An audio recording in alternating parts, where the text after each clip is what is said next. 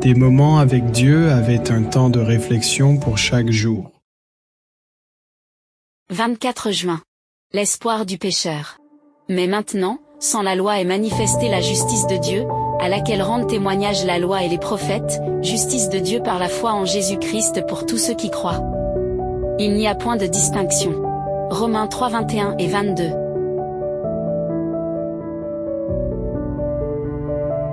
Quelle que soit l'ampleur de l'échec humain, la grâce de Dieu peut transformer une vie du tout au tout, car la grâce de Dieu ne se contente pas des pardons du passé, elle peut aussi donner un nouveau sens à l'avenir. Chuck Colson était l'un des hommes les plus puissants sous le gouvernement du président Richard Nixon. Il était connu pour être intransigeant, ambitieux, prêche tout pour acquérir du pouvoir politique. Un scandale de corruption révélé en 1972 qui entraîne les démissions du président conduit Chuck Colson en prison. Ce scandale, connu sous le nom d'affaire du Watergate, a gravement ébranlé les classes politiques. Mais en prison, Chuck s'est mis à lire les Bibles et le but d'une profonde réflexion sur sa vie.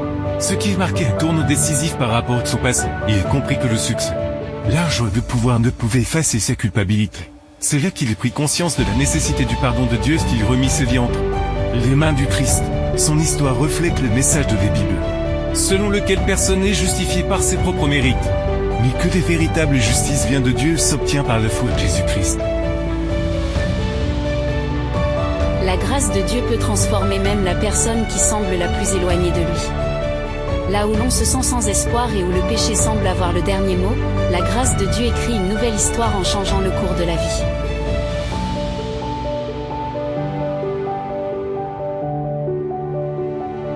Les gens ont tendance à juger, à condamner, à critiquer ceux qui ont commis des erreurs.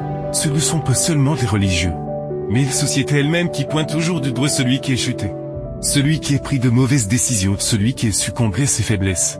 Le poids de la culpabilité frappe l'âme de plein fouet. Et cela fait encore plus mal lorsque ceux qui devraient nous guider vers une source d'espoir utilisent leurs paroles pour nous enfoncer davantage, et ce que quelqu'un t'ait tendu les mains con. Tu étais à terre? Au fait, tu partis de ceux qui ont tendu les mains de celui qui l'échouait? Ou bien là tu critiques simplement parce que tu n'as pas commis ces erreurs? N'oublie pas que personne n'est justifié devant Dieu par ses bonnes œuvres.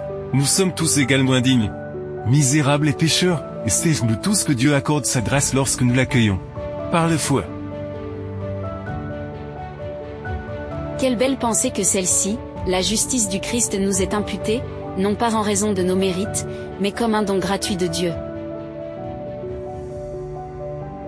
Ce n'est pas une cause perdue que tu sois un pécheur.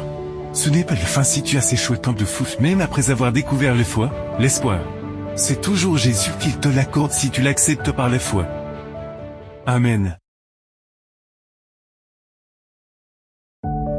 Merci pour écouter cet audio. Nous vous invitons à partager avec votre. Contactez et visitez le site web. biblewell.com